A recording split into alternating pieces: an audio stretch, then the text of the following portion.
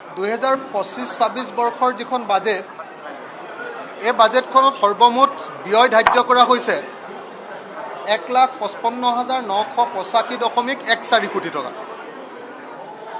ইয়াৰে পইচাটো ক'ৰ পৰা আহিব তাৰ পিছফালে লিখা থাকে সদায়।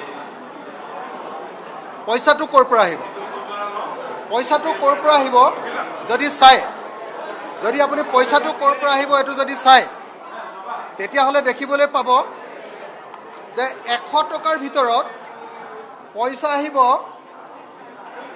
চেণ্ট্ৰেল টেক্সৰ পৰা আহিব 28 টকা 63 পইচা, চেণ্ট্ৰেল স্পন্সৰ্ড স্কিমৰ পৰা আহিব 15 টকা 93 পইচা, ফাইনেন্স কমিশ্যনৰ গ্ৰাণ্ট আহিব 2 টকা 88 পইচা, আদাৰ ট্ৰান্সফাৰ চেণ্ট্ৰেল গভৰ্ণমেণ্টৰ পৰা 20 পইচা আৰু ধাৰৰ পৰা আহিব পাব্লিক ডেপ্টৰ পৰা আহিব 23 টকা 28 পইচা।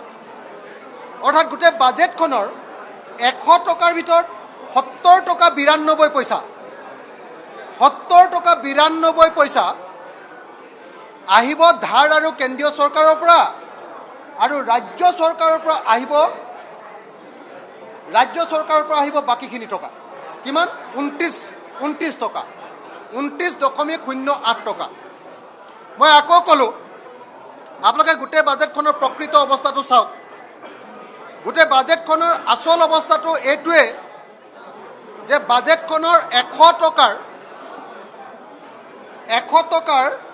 23 টকা 28 পইচা আহিব ধাৰৰ পৰা,